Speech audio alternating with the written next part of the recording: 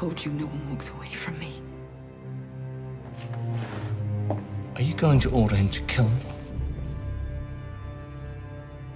I'm the only one you have left. Our children are gone. Our father is gone. It's just me and you now. There's one more yet to come. I don't believe you. Hey everybody, it's Charlie. Nikolai Coster-Waldau has been doing more interviews about the final season, Jaime and Cersei's character arcs, talking about their unborn child, so wanted to do a video explaining why that baby is doomed. Now, everybody has their own theories about why that is, but there have been many scenes in previous seasons of the show, as well as the books, that give you an idea for where the show is headed. So no spoilers for Season 8, no worries there. This is all just based on stuff that we've already seen. So if you're brand new to the channel, there's a new round of that 4K Blu-ray giveaway. All you have to do to enter is be a subscriber and leave a comment on the video.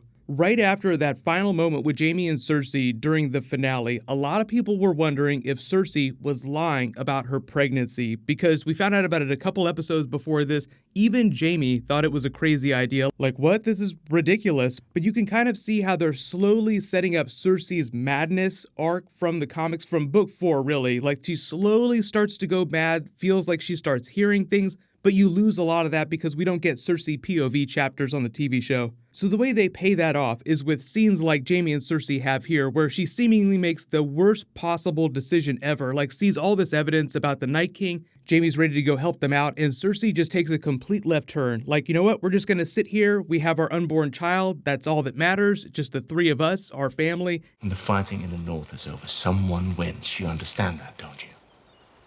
If the dead win, they march south and kill us all.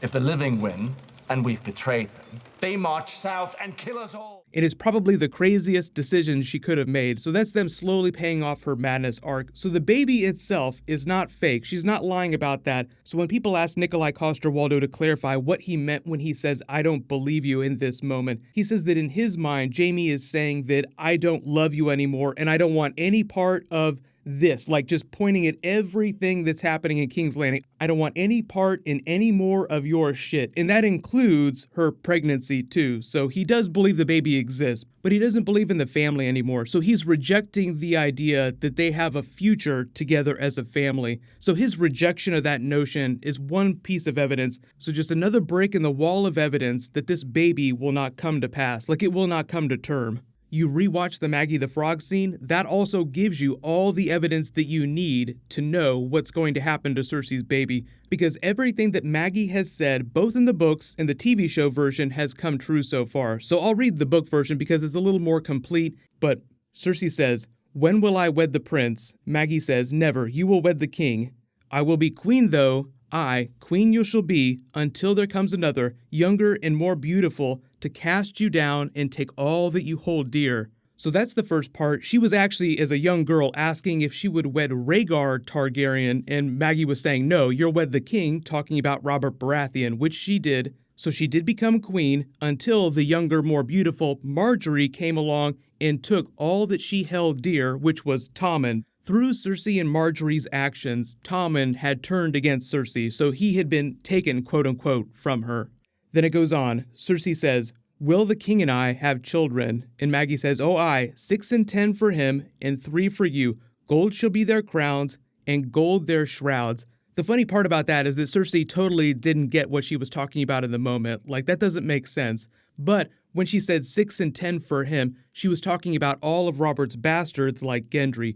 3 includes the 3 children that she had with Jaime. Gold shall be their crowns, meaning that they would all have golden hair. Gold will be their shrouds, prophesying that they would eventually die, which they all eventually did. Maggie is even more accurate too, because then Cersei's friend who's standing with her there, Melara Heatherspoon, says, "Will I marry Jaime?" because she wanted to know if she'd eventually marry Cersei's brother. Maggie says, "Not Jaime, nor any other man. Worms will have your maidenhead. Your death is here tonight, little one. Can you smell her breath? She is very close." This is the really awesome book payoff that the show never gave us, because what she's talking about is that Melara was actually dead, having been pushed down a well, meaning that she never had sex with anyone. So that's what the whole "worms will have your maidenhead" line was all about. Your death here tonight means that Cersei probably pushed her down the well because Cersei wanted Jaime for herself. She was that selfish, even at that young age. So you have to imagine how cold and calculated Cersei is, even at this young. They walk away from Maggie the Frog, Cersei confident that she'll become queen someday, not totally understanding some of Maggie's more cryptic statements, but then suddenly realizing as they were passing by a well that her friend was going to eventually try and take Jaime away from her, so she pushed her down that well.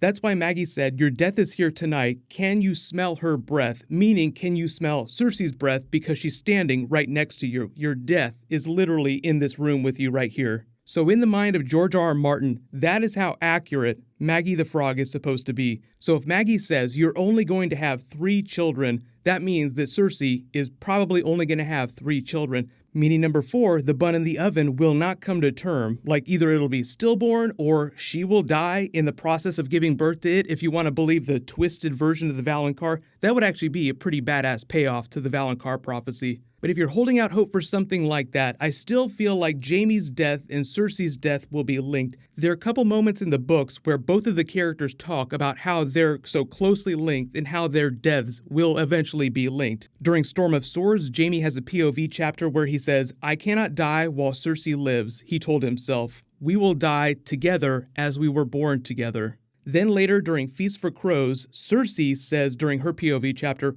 "We will leave this world together as we once came into it." Then finally in the Book 6 epilogue, Cersei is talking to herself, thinking about Jaime, and she says, "If he were dead, I would know it. We came into this world together, uncle. He would not go without me." You have to remember that this moment during the finale where Jaime tells Cersei to screw off happened much earlier in the books. So during this Book 6 epilogue, she's just thinking about what he might be doing out there. She just hears rumors about where Jaime's at. So all those scenes from the books and the TV show just foreshadow that this baby will not come to pass. Not that it's fake, only that it won't survive the pregnancy. One of the reasons why I think the TV show chose to do that for Cersei's storyline, because I don't think that it's going to be happening in the books the same way, is because they wanted the Jaime-Cersei break at this moment here where he leaves her to feel much more significant. Like there's the potential for a family because she has a baby, like, oh, we could actually be a family if we really tried. But by this point, Cersei is turning into the Mad Queen, and circumstances are what they are. We all knew that eventually Jaime would leave. They just wanted this moment to be that much more impactful. So if you're wondering what the reason for that baby is, that's probably why.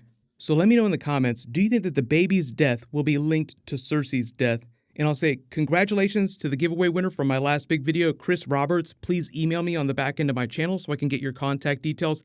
Click here to learn all about Viserion and the Night King. They just clarified a whole bunch of details. And click here to learn all about the prequel Long Night TV series. Thank you so much for watching. Everybody stay awesome. I'll see you guys tonight.